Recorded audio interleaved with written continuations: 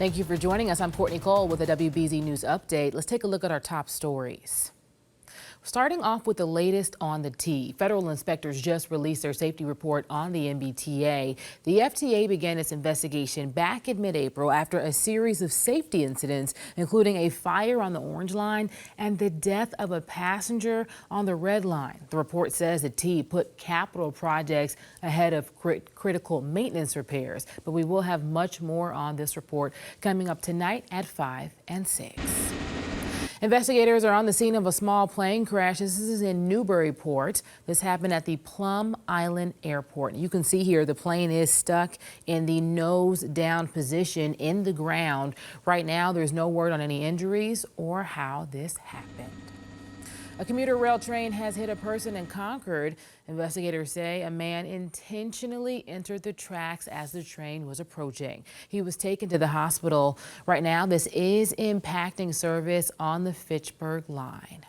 And now for a check of your next weather forecast with meteorologist Zack.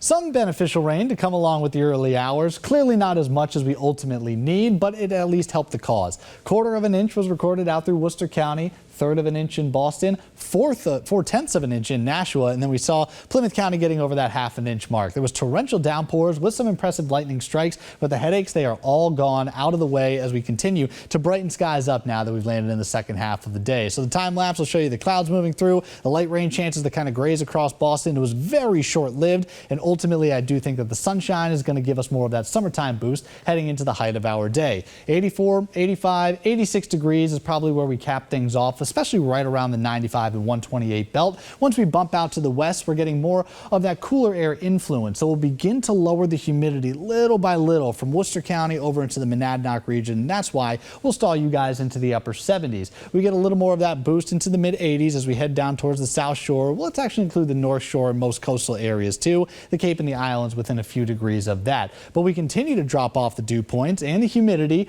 will continue to wipe away as we move overnight. So when you see these numbers fall down into the 40s and the 50s, noticeably drier air, far more comfortable. So waking up on Thursday morning, we're not going to need an extra layer by any means, but you can forego any of the rain gear. We're doing just fine, and we are going to have partly to mostly sunny skies to take us through the next few days. So a really comfortable trend for both Thursday and Friday. And it's actually going to be included in this evening too. So if you're heading out towards Gillette to see the Revolution play on the pitch, you'll be doing just fine with a westerly wind at 5 to 10 miles per hour. Very comfortable there. Same trend if you're going to the Woo Sox out in Worcester. Moving into the end of the week, it's a stunner to wrap up Friday. We're back into the 70s for our highs, and then we get a little bit of a boost to move into the upcoming weekend. I know a lot of people will be heading towards destinations, whether it's the Cape and the Islands, lakes and the mountains. Saturday's not all that bad for travel. We get a little more cloud cover in store. Still think we're going to mix in a good fair share of blue sky, but our temperatures will get back into the low and mid 80s rather than the 70s that are around for Friday afternoon. We'll stick around the 80s on Sunday,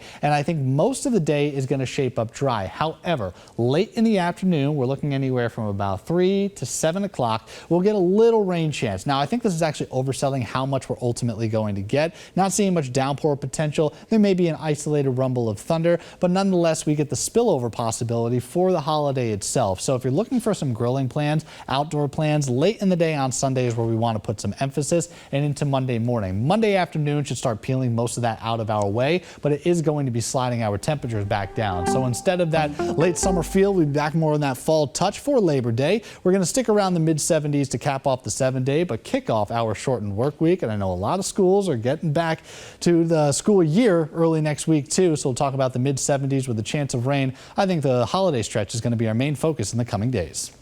All right. Thanks, Zach. I'm Courtney Cole. This has been a WBZ News Update. Have a wonderful day.